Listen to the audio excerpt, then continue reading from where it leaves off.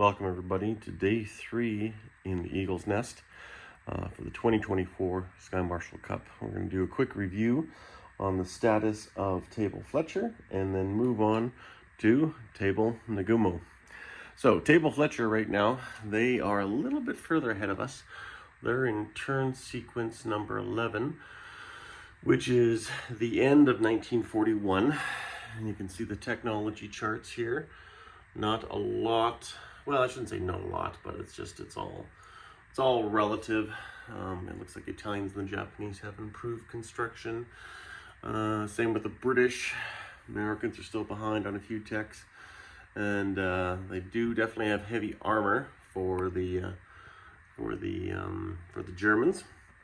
And I don't know if these are up to date or not, but we'll look at the board here and just see.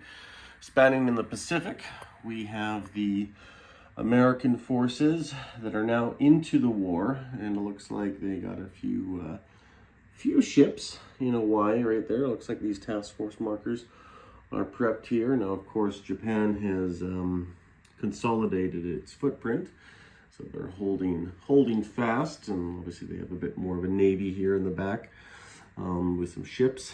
They have not done too much in China. Once again, they have some forces there protecting their interest in Manchuria. But China has gone to the KMT and has gone to the ZCP and the warlords, obviously. Further down south, the Japanese have, however, gone after some strategic goals. They have taken Calcutta. They have taken Malaya. It looks like they've started to take some of the Money Islands, or started an invasion down there. And of course, they also have Sydney. So they definitely have quite a bit of dominance in this area of the Pacific. But obviously it remains to see what will happen once the Americans come down to bear on them. In Africa, we have Italy is at war, making a move onto Cairo. Currently, right now, obviously, they have their Abyssinian holdings. We have the Free French on the other side here in Tunisia. So, depending how they decide to play this game, it'll be interesting to see. The main details, of course, is that obviously Great Britain's standing fast. Maybe they're going to try to do a big invasion back into Europe. But the Germans right now have pushed on into Russia. And you can see they've already taken Kiev. They're making a move onto Leningrad or Smolensk with their army group north here. But the Soviets obviously built a ton of militia for their defense because they've saved a lot of money. And it looks like they got two main army groups here, one in Oral Kursk, which I believe is this one, and then they got the other one up there in Leningrad. So we'll see what they can do to hold off and defend the tide, and we'll see what happens with that battle as they progress into 1942. But we'll take a quick gander over here and take a look in the war room and see what Table Nagumo has. And similar in concept, we'll start in the Pacific. The Americans are not in the war. They are up to, where are they? They're up to $34 in income. And not much obviously is going on in the Pacific right now.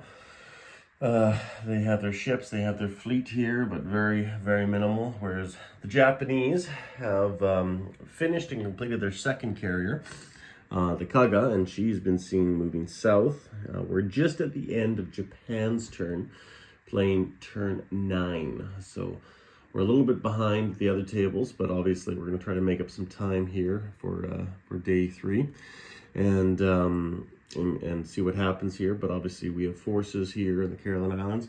But on top of that, we have an invasion force, 3 naval groups, plus a landing force down here in P61, and that comprises of basically all those ships up there plus that group right there. So quite a bit of forces here. This will give us some options on what we might want to do.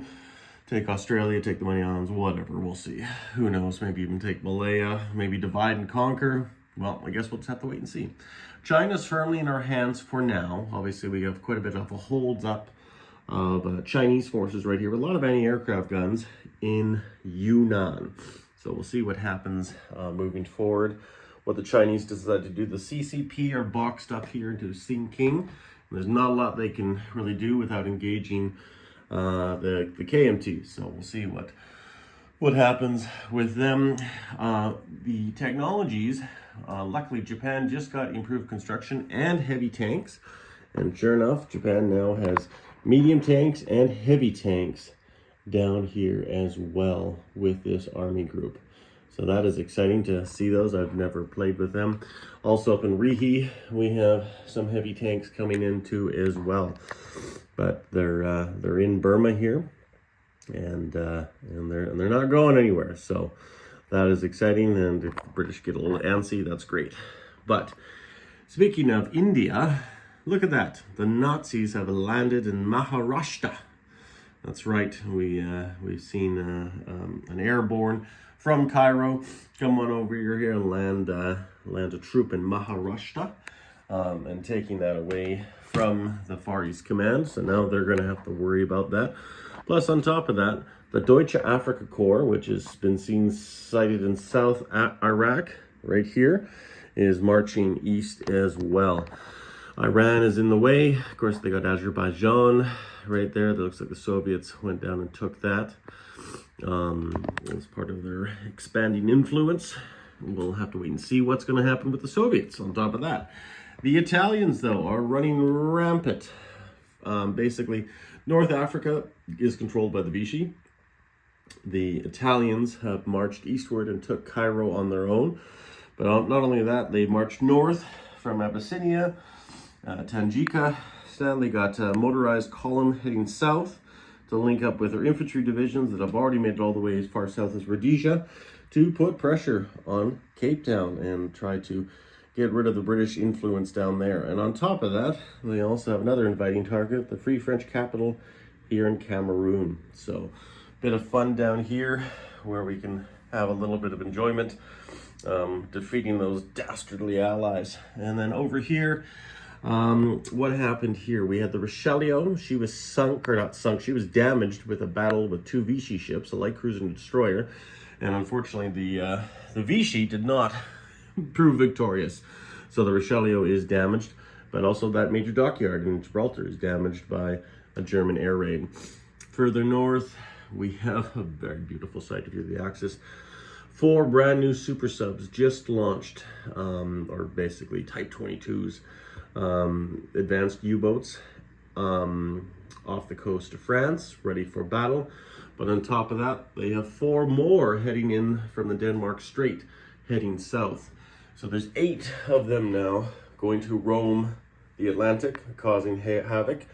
On top of that, we have the Italians, which have a total of 7 subs with the Torelli up here. Going to be raiding commerce. And on top of that, the Japanese wolf pack has arrived in the Atlantic, ready to start raiding American commerce once they're ready to go to war. So there definitely is a bit of influence there. Now, I've noticed that the Russian subs are out here as well, which is even interesting. Fun little tidbit there. But the rest of the bulk of their fleet is back in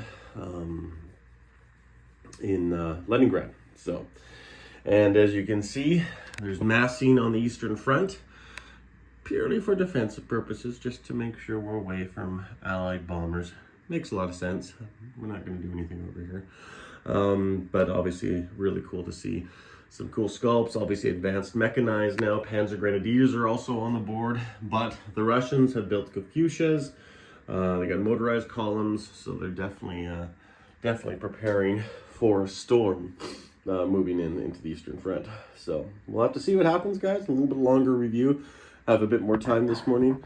And yeah, we'll go from there, guys. Keep and staying in tuned, and we'll catch you in 1941.